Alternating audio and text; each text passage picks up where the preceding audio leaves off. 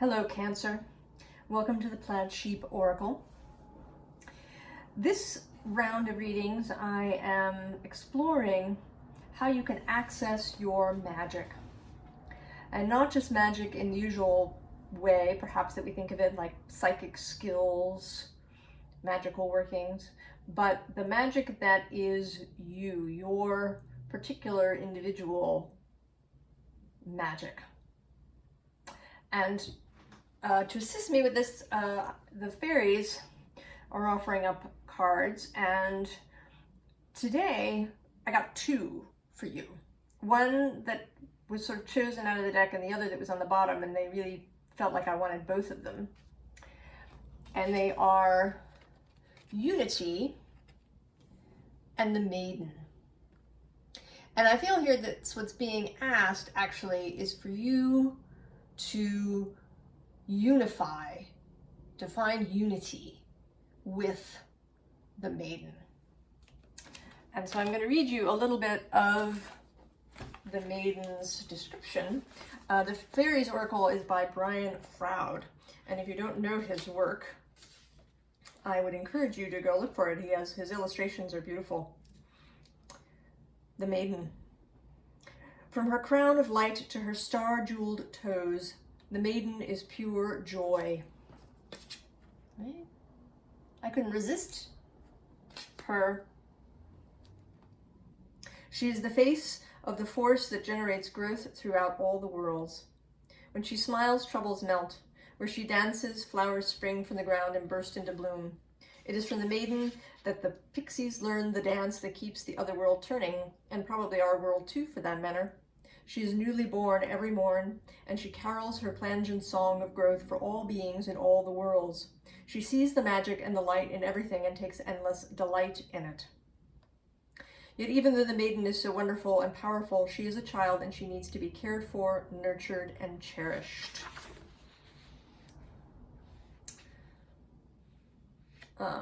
Also, the Maiden has the simplicity and curiosity of a child, seeing with unclouded eyes. She has an openness to life, love, new things, and new experiences. Every moment with her is an adventure, filled with playfulness and hope. Innocent, she is awakening to and learning about the world. Much of her learning comes from laughter and silly jokes, and she trusts what life gives her. Every time we allow ourselves to be filled with joy, we become more like the Maiden. So what I am seeing here for you, Cancer, is that you seem almost paralyzed by choosing.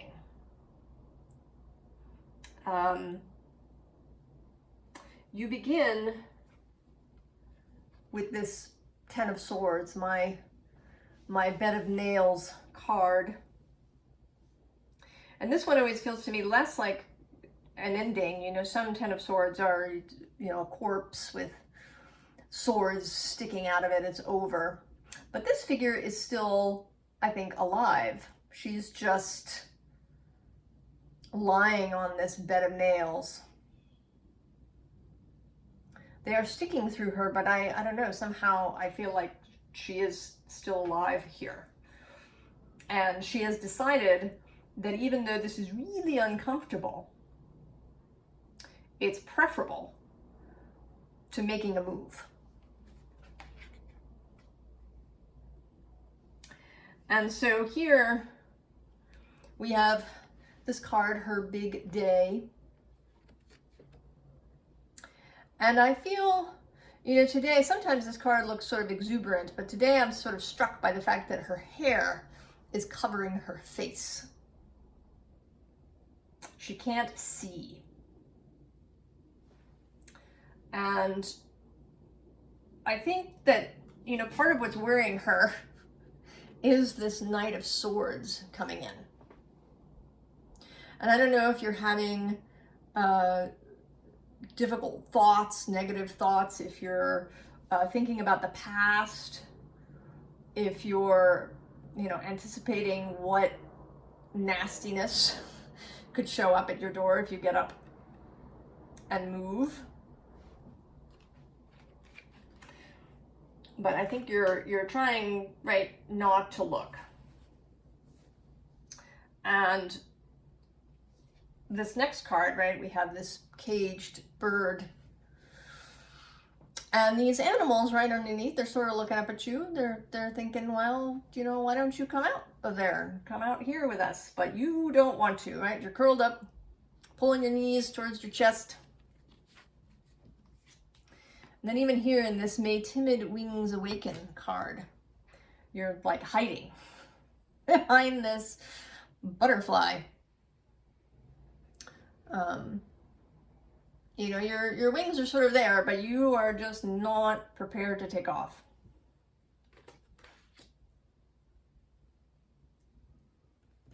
And then we have this Four of Cups. And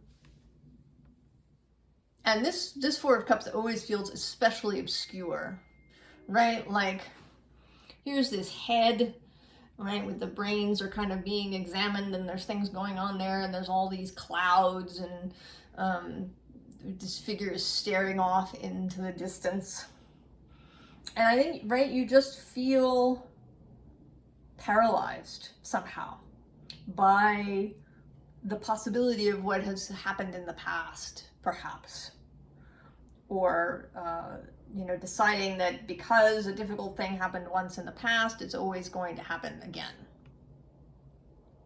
Or because you just you can't see the future, maybe in part because you've been hiding from it.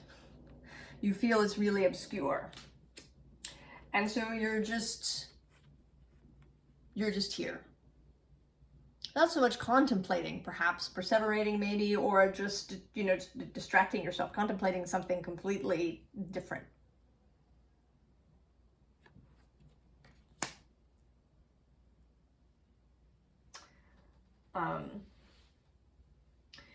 Now, this middle row is encouragement. But actually, maybe I will do the Lenormand first. So there's this anchor card and this choices card. So I think you feel anchored by the choices that you perceive. And actually this cross comes out earlier, which to me feels, right, like bearing your cross, right? Like carrying your cross everywhere you go. And that's just another weight on your shoulders. So here we have this morning dew girl. And she's just gathering dew that appears, right? The dew, she doesn't have to work for it. It forms on the flowers in the morning, and she can just collect it.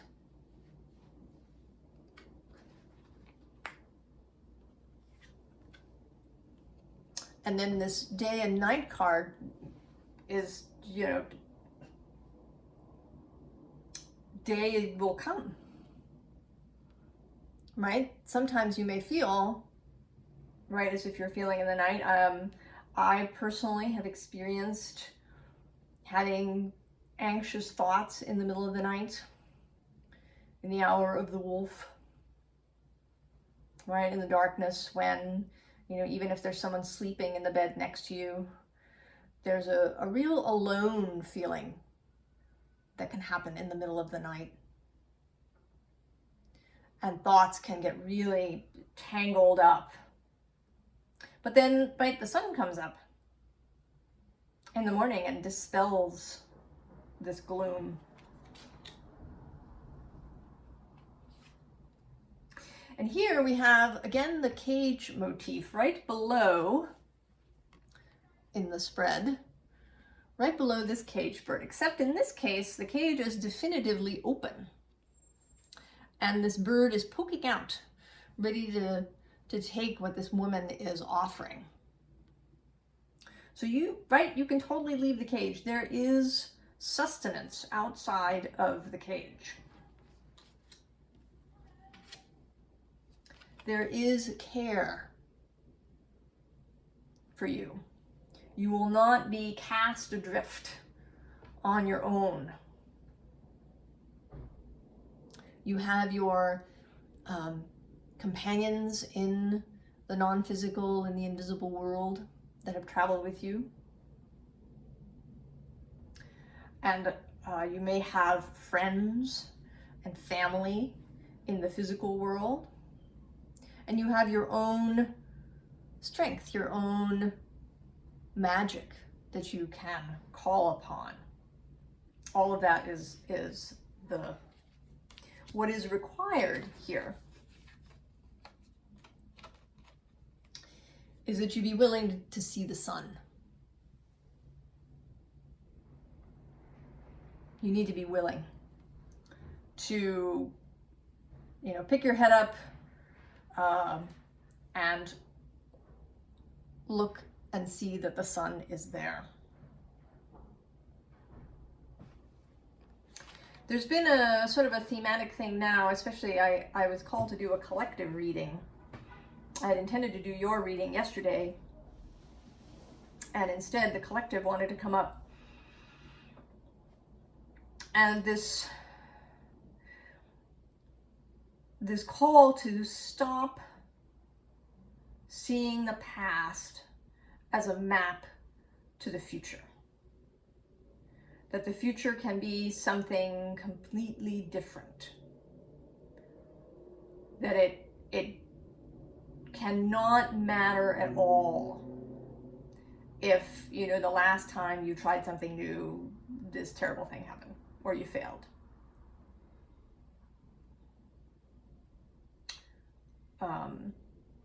If you're astrologically inclined and you know that, the last time Saturn squared your sun, this really difficult thing happened. But it does not have to happen again. You can choose differently. You can choose to expect new things. So in the past, so here I feel as if this is you sort of mesmerized by what may have been in the past, or just worries that you have. Because often, I don't know about you, but often the things that I worry about are not at all the things that happen. Right? Sometimes worrying is itself like the manifestation, right? That instead of the terrible thing happening, what you get is more worry. Because worry is, right, it's painful. It sucks up energy that could be used in different ways. And sometimes, right, our worries don't manifest the thing, they just manifest more worry. But here you are, and I feel, right, there's a deer in the headlights aspect a little bit, or a kind of, you're not even wide-eyed, right? You're almost in a hypnotic state.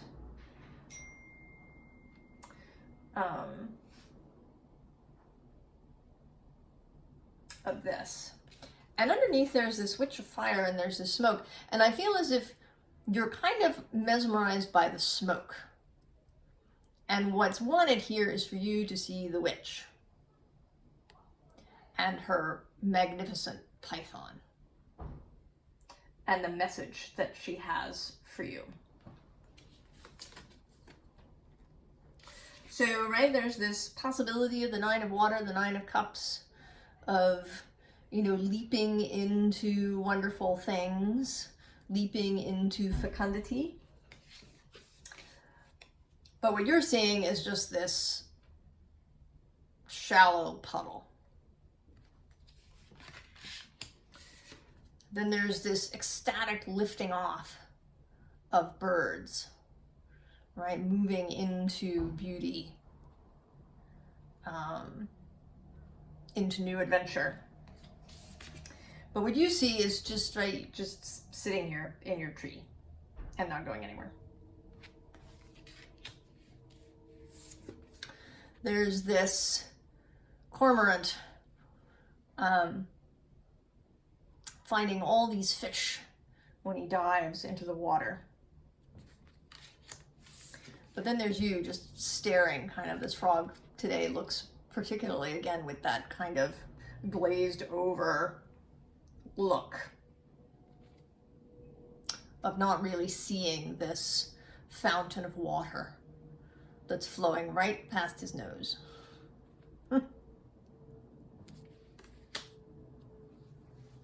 So what do you...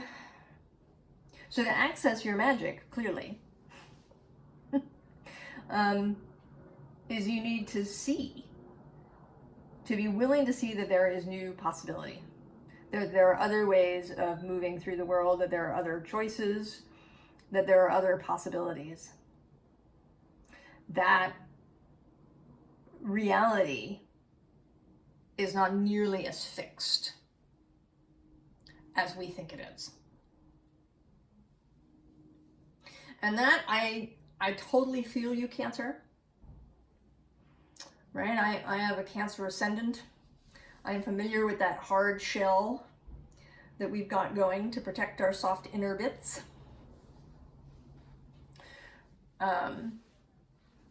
But we're not, right? That shell is not a prison. It's not, right? I mean, we could turn it into this cage where we allow nothing new in.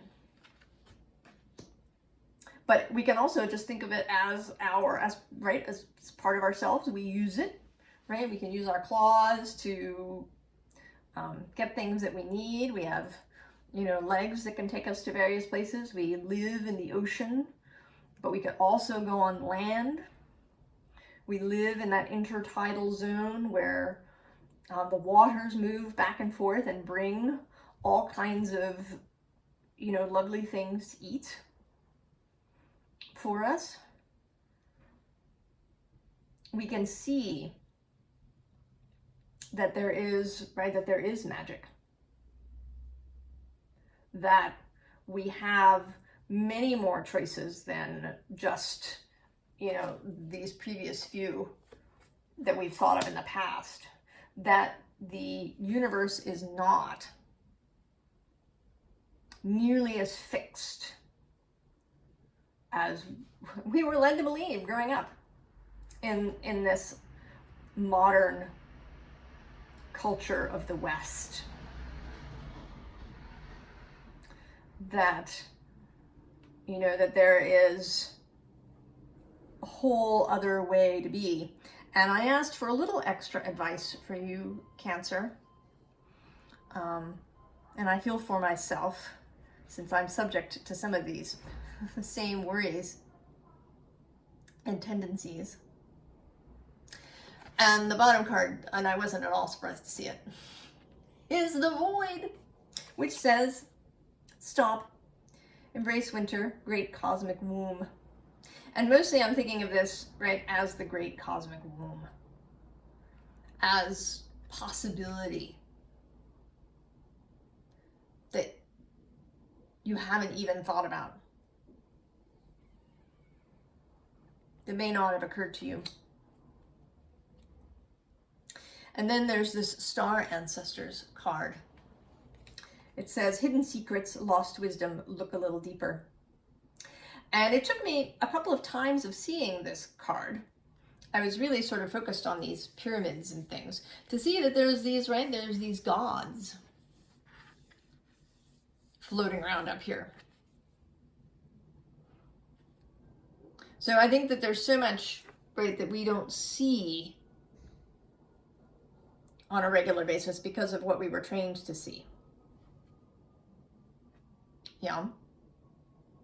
Not even maybe because we're concentrating on something, right? Like that famous thing with the guy in a gorilla suit that runs through a basketball game and people are shown and asked to count the number of baskets, and they do, and nobody notices the gorilla because they're busy counting baskets.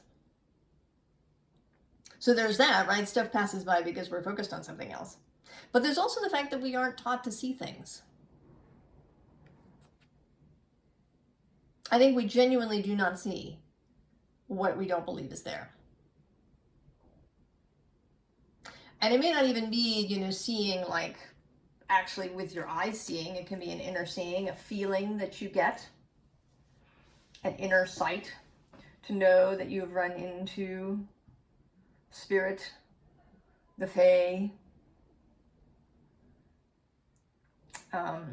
The Maiden is one of the she here, I believe, although I should double check.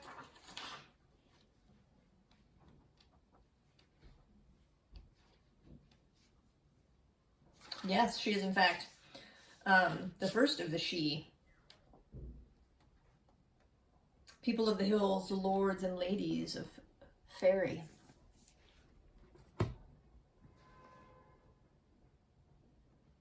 And we don't, you know, I think we don't see these beings of the invisible world because we were taught that they weren't there.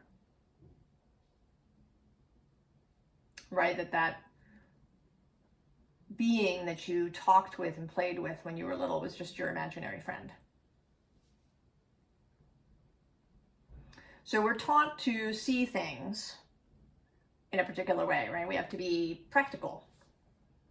We have to make sure that we see, you know, the potholes ahead so that we, you know, don't get into trouble.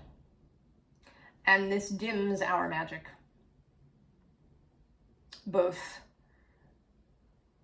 ethereal fairy magic as well as our personal magic, our own magnetism, our own light in this world. And I think this seeing here, this observer that you're being asked to see the light, is both the light of the greater universe, the light of magic and fairy and power and imagination. The sun itself, but also your own sun, your own light that's been dimmed by your life and circumstances.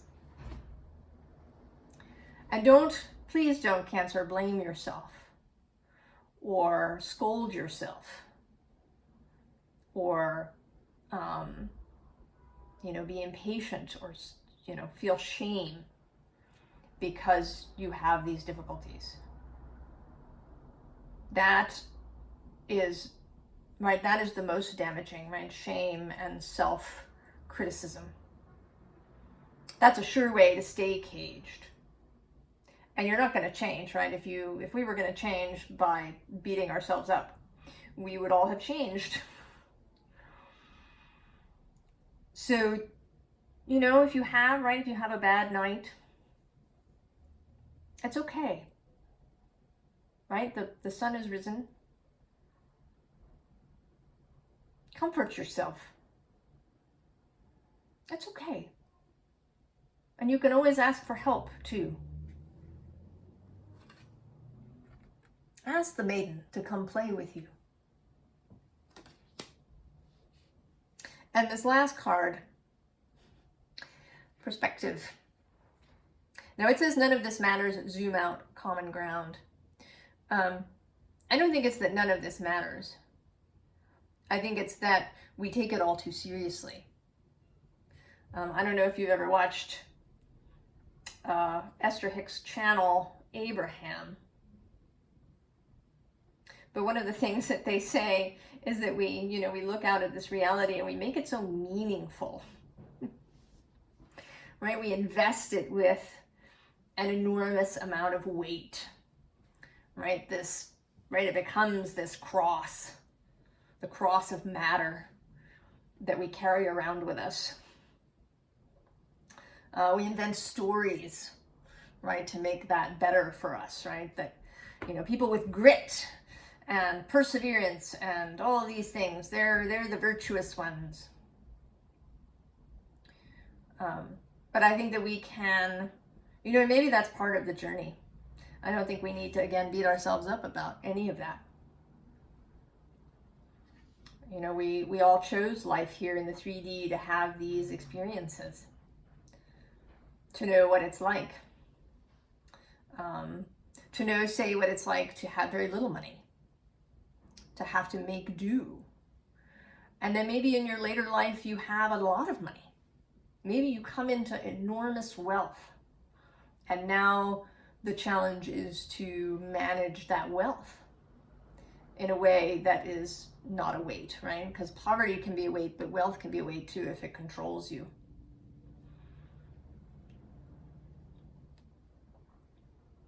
So how you look at things. How are you looking at things, Cancer? Are you looking at things the way the Maiden does? With freshness and joy, looking forward to the day and to all the, you know, both little and small things, as well as the great and momentous things that come into your life. Pull up anchor. Cancer, don't be dug in to the sandbar. Come out and let the waters wash over you and see what wonderful things they bring. Allow yourself to see your own light and experience your own magic. Join up. Join up with the Maiden, Cancer. I wish you all of the very best in your journey, in your new adventure. I hope you have a lot of fun, Cancer. I'll see you next time. So long.